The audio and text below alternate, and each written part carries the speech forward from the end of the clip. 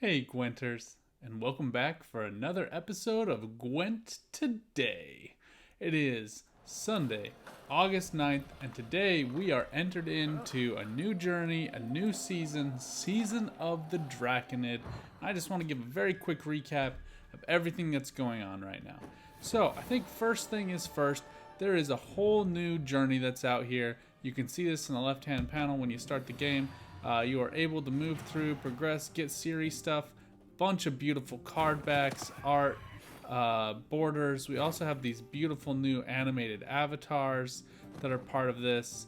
Weapons that you can get for Ciri, a Skellige axe, new skins for her as well that you can use. Bunch of really cool stuff that I really like. And as you guys know, I think it's totally worth the $10 just to compensate these artists who work really hard on these materials. My wife is an artist full-time, if you guys didn't know that. And so I think I have a special interest in that. I think another thing that they're doing now is these auras that are just really cool to watch and see. So anyway, bunch of fun things. I think it's worth it. Just play the game. You'll get these rewards over time. And you can always check your weekly quests in the side panel and make sure that you are following those, tracking them, and getting each of these crown reward points, as they will help you progress in journey. So for those of you who forgot how last journey worked, I think that's for you. Patch notes are available. A bunch of things have changed. I had a much longer video on the 7.1 patch notes, so check out that video. But I think the biggest things to look for on the main page of the playgwent.com is the full story of the first journey is now available. You can read that. Demarcation has a really cool interview that you can listen to. I believe Impetuous Panda, if I remember correctly, is interviewed him, and it's worth a listen. A phenomenal player, really great mind, and has really fun and intriguing decks that have been nerfed with the hotfix. Notably, his Living Armor deck is one that comes to mind with Caranthir, which is no longer workable, but something that you can think about. But I think the biggest thing that is the hot topic for everyone right now are, I think it notable last season, these were released from Season of Magic on Twitter. I think there was kind of this view that like, yeah, Harmony was really good, especially in pro rank, but it is what it is. I think it's funnier that Pavel Burza has just accepted how much flack this was going to get by posting it to Reddit. I couldn't find it on Twitter anywhere. I checked that intentionally. But I think Reddit is the right place for this to get the flack it deserves. I think, obviously the play rate of Second Wind in rank 30 to 26 when you're a brand new player, you don't have as many cards that work really well with it from last season. I think the biggest reason was mostly because the cards that work best are gold cards like Harald, Hemdall, Wild Boar, Morkvarg, Heart of Terror. You guys know I love Dagger Two Blades. And so I think those ones work best. And you don't really have very many of those. You might get one or two. And so there's less synergy up front, but you can see the play rate just skyrocket, especially as people are pushing up into pro rank. I think players kind of got burnt out a little bit and started using other decks once they got to pro rank. But the fact that this was over 10% of the decks from rank 7 all the way to pro is pretty intense. And that Blaze of Glory and Patricidal Fury were close behind, adding up to around 15% of all decks played. That's pretty nuts on its own. Ursine Ritual still getting a bit of play.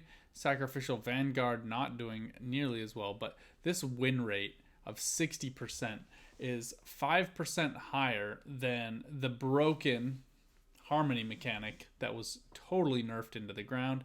And you can see Mystic Echo here down at 42% win rate, play rate of 1.28%, a little bit higher in rank 7 to 1, but not a whole lot different.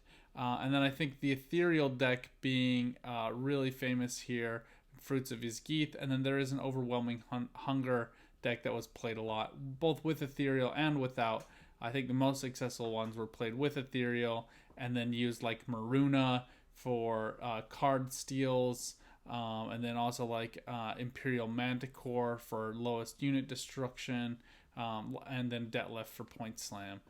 So anyway, I think a lot of interesting decks that we saw from that. I think there's universal recognition this season that a hotfix is needed ASAP, and I think this is what we're going to close the video on. Patricidal Fury we can see here as being a very winnable deck last season. I not only think that has stayed the same, I think it has increased. Second Wind got the nerf that I had recommended. I think that was a good nerf. I actually think it plays still pretty well for it to be a 9 provision cost card or less as being the replayed card. I think that is how it should be. It should be very similar to Renew. I think that was a good change that they made previously.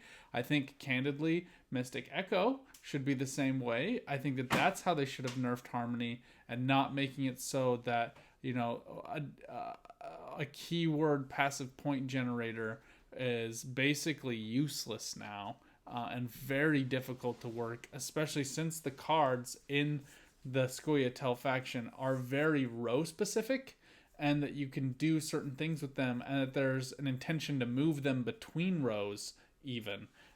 It makes it just really difficult and doesn't synergize very well. It doesn't make a lot of sense.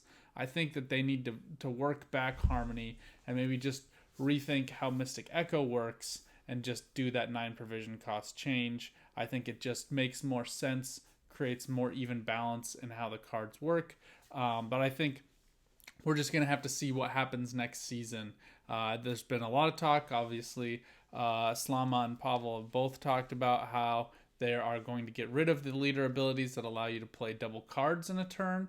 So Pincer Maneuver comes to mind. So for all of you who love All Out Charge, I'm going to close this video by saying use it, enjoy it, milk it for all it's worth. It didn't do super great in this last season in pro rank, really, but it did do actually pretty well here, just below 50% in pro rank and rank 1. So I think it is still very much one of the better leader abilities, one of the better card decks, and it is actually very durable against the current Patricidal Fury meta. You do have to worry a little bit about getting row blocked with those Screaming Sirens, but other than that, it's a fun deck. Enjoy it, use it for all it's worth, because it's probably not going to be here for long. But until then, and until you see me next week, please get out there, enjoy yourself, and keep on Gwent.